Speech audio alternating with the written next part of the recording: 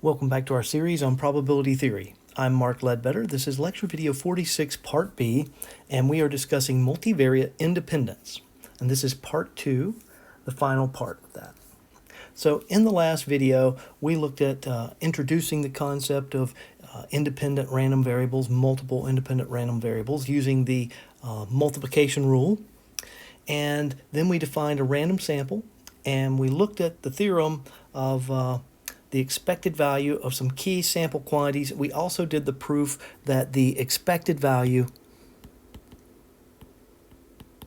of x bar is equal to mu, which makes it what we call an unbiased estimator. So the bias of x bar is equal to E of x bar minus the variable or the parameter it's estimating, which is mu. And in this case, this is equal to mu minus mu, which is 0. So it is unbiased, an unbiased estimator of mu. Okay. In this video, we're going to look at a few more proofs. Then we're going to discuss some theorems for the expected value of a function of random variables and the mean invariance of the linear combination of independent random variables, and look at some examples. So we're going to say that x1, x2, and xn are IID f of x, and then we looked at this theorem here that said that the expected value of mu of x bar is mu, the variance of x bar is sigma squared over n, the expected value of s squared is sigma squared, and then we looked at our fourth quantity here, that the variance of s squared is equal to this quantity, where mu sub 4 is actually the center or central moment, fourth moment. Central meaning you subtract mu, the mean, or the expected value of x. All right, so we did this first proof. Now we want to look at the proof of the variance that x bar is equal to sigma squared over n. And if you remember from introductory statistics, this goes with the central limit theorem. All right, so the variance of x bar, we're going to replace x bar with it written out. So x1 plus x2 plus all the way up to xn here, and divided by n. Again, this could be written as 1 over n times x1 plus x2 all the way up to xn. And the variance of a constant n times the random variable, we pull this out, but when we pull it out, we square it. So we end up with 1 over n squared. This was a theorem that we proved back in chapter 2, I believe. And so, or chapter 2 or chapter 4. I don't remember exactly which one. So, so we end up with the variance of x1 plus x2 up to xn. Now, and here is the theorem that we are using here. And so we have this, the variance, because they're independent, this is actually a very long equation. We would have the variance of x1 plus the covariance, covariance of x1 and x2 plus the variance of x2 plus the covariance of x2 and x3, and etc. And every potential combination, we'd have the covariance of every one of these. So we would have, I think, n minus 1 factorial number of terms here. Oops. Okay.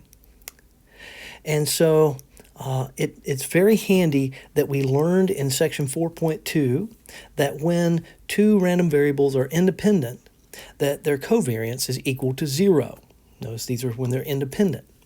Now, another way to remember this is that if x and 1 and x2 are independent, then rho is equal to 0. And rho is equal to the covariance of x1, x2 over the standard deviation of x1 and the standard deviation of x2. These cannot be, they are not equal to 0. The only thing that can be equal to 0 is the covariance, and so it would have to, for rho to be 0, the covariance would have to be 0. So that is another way to remember that the covariance between two independent random variables is 0. Okay? And so that means that the only thing that we're left with is the variance of x1 plus the variance of x2 plus the variance of x3 all the way up to the variance of xn. And these are identical. x1, x1, x2 to xn are IID. So independent and identically distributed. So that means that the variance of x1 is going to be sigma squared, the variance of x2 is going to be sigma squared, and all the way up to the variance of xn is going to be sigma squared. And we're going to end up with n of these. And so I have n times sigma squared, and then divided by sigma n squared, leaves me with that I don't have n squared, I have n, so it cancels out the square, and I'm left with sigma squared over n. All right, so I hope you understand that proof. We're going to use very similar methods to prove part C. In this case, we're going to write out the computational form of s squared that was given in the previous video. And then again, we're going to pull out this constant. We've got n, well, we can't pull out that. That doesn't factor. Okay, so we can pull out this constant, but we have to square it. Oh no, this is an expected value, sorry. We have to pull it out. So that's going to come out. And then we use a trick. I've given an asterisk here where we multiply by n over n. And then I will let you work through the rest of this on your own. It's written out in great detail, so you should be able to follow this. So please pause the video and work through this and make sure that you understand how to do this proof. But we end up with the expected value of s squared is equal to sigma squared. All right, so the result is, and this is a result you need to know, the expected value of s squared is sigma squared. So again, s squared is an unbiased estimator of sigma squared. And now, for sigma squared is equal to ex squared. I want to go over something that's very important for students, and many students get this confused and make mistakes, and it's a very bad mistake to make. Okay? I want to point out to you that sigma squared is equal to e of x squared minus ex quantity squared. And this quantity is always greater than 0 unless it's what we call a trivial distribution, which is not a distribution at all. A trivial distribution only has one value, one possible value of x, so there is no variation. So the only time that this is equal to 0 is when there is no variation or distribution of x, okay? So e of x squared is e of x times x. This is never equal to e of x squared, again, unless the variance is 0. The reason is, even though x is independent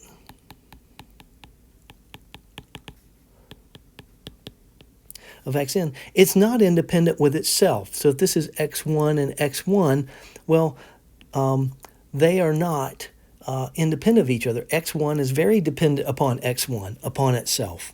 So x is never independent to itself. That is something to remember. So please don't make that mistake. All right, so here's a theorem. We have x1 to xn are independent random variables, and we're going to let y be a function. We're going to have u1 of x1, u2 of x2, and un of xn, and so y is the product of those functions.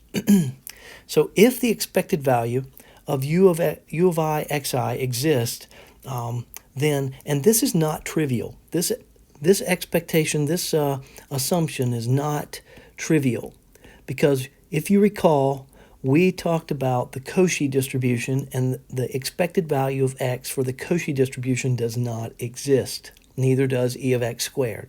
Okay, so So if this exists for all I, in other words, for x1, x2, xn, up to xn, then the expected value of y is equal to, and we substitute in what y is equal to, which is the product of all these functions of x. And so we've substituted that in, and then because they are independent, then we can separate this out, and we have the product of the expected values. The proof is in the book, page 190 for the 10th edition, and I encourage you to look at the proof and make sure that you understand it. The next theorem that we want to look at is that if, again, we have x1 to xn, which are random variables, and they have means that are not necessarily the same, and this is a mistake, this is supposed to say mu n, and variances that are not necessarily the same, sigma 1 squared up to sigma n squared, and respectively that means that 1 goes with 1, etc. Okay? Then the mean of a linear combination of xi's, where ai's, they are constants, okay? So that's just a1, a2 up to an, and we have x1 up to xn. So the sum of ai, xi, from I equals 1 to n, that is simply going to be mu of y, which is the sum of ai times mu I. So in other words, this is going to be a1 mu 1 plus a2 mu 2 all the way up to an mu n. Okay, so it's a linear combination. The second property here is if they are independent, then and only if they are independent, and that is very important. But here we did not assume independence, independent or not independent, all right? But here we need independence. Then the variance is equal to sigma of y squared is equal to the linear combination of the variances. That's only true, again, when they're independent. Otherwise, you have the covariances that are not zero, okay? So that would be a1 sigma 1 squared plus a2 sigma 2 squared plus up to an sigma n squared, okay? Again, the proof is in your textbook. And if you don't have our textbook, if you're not a member of my class and you're watching the video, then you can Google that proof. It's available widely on the internet. So let's do an example where we have x1, x2, and x3 are a random sample from a distribution with PDF e to the negative x, and x is between 0 and infinity. So class, what type of distribution is this? X is distributed as what? Oh, that's right. Good job. It's exponential of 1. Okay. So because we have x over 1 here, and we have 1 over 1. So the joint PDF of x1, x2, x3 is simply the product of these. And when we multiply e negative x1, e negative x2, we can simply add their exponents. And then don't forget to include the space here that for each of the xi's, so x1, x2, x3, their values are between 0 and infinity. Okay, so we now want the probability that x1 is between 0 and 1, x2 is between 2 and 4, and x3 is between 3 and 7. And so we're going to use integration, and because they're independent, we have 3 different integrals. Now, when we integrate this, you could do a u substitution. U equals negative x1, du equals negative dx, dx equals negative du. And so when we integrate e to the u, negative like this, then we're going to end up with negative e to the u. We substitute back in, and then we can integrate. And so we end up with the negative of e to the negative x1, negative e to the negative x2, and so forth to negative e to the negative x3. And your limits are different for each of these. So make sure that you don't do some strange algebra here. We have to treat these separately and keep them separate and multiply. So what do I mean? So you can think of this as individual things. And when you substitute in, you get 1 minus e to the negative 1 e times e to the negative 2 minus e to the negative 4 times e to the negative 3 minus e to the negative 7. Notice because of the negative sign that this order is reversed in each of these to make put the positive first. Okay. And when I worked this out, this came out to be about 0.0036. It's always good to check that you have a value between 0 and 1 for a probability. Okay, so part C of this is since x1 is an exponential 1, that tells us that mu of, so this I could say xi is this, so mu I is going to be 1, and sigma squared I is also lambda, which is 1, or theta, which is 1, and 1 squared, which is 1. So we could find the mean and variance of y equals 3x1 minus 2 times x2 plus x3. Remember that the mean is the expected value, and so we're just going to say the expected value of y, and then we plug in e of y equals e of 3x1 minus 2x2 plus x3. It's a linear operator, and we end up with 3x1 e of x1 minus 2 of e of x2 plus e of x3. And remember that e of x1, e of x2, and e of x3 they're all 1. So we end up with 3 minus 2 plus 1, or 2. Now the variance, because they're independent, we have the variance of 3x1 minus 2x2 plus x3. I'm using a trick here that I hope you'll pay attention to. This is the same as 3x1 plus negative 2x2 plus x3. The reason for this is I want to make sure I put this negative inside the variance, because we will always have a positive when we take a variance. Remember that the variance can never be negative. So if we take the variance of a difference, and we're careful with the rules of covariance. If you look back at, I think it's section 4.2, the properties of covariance for something like this, you end up with a very long formula, covariance of x1, 3x1, comma, negative 2x2, plus covariance of 3x1, comma, x3, plus, and we keep going with the combinations, okay, until we've exhausted them all.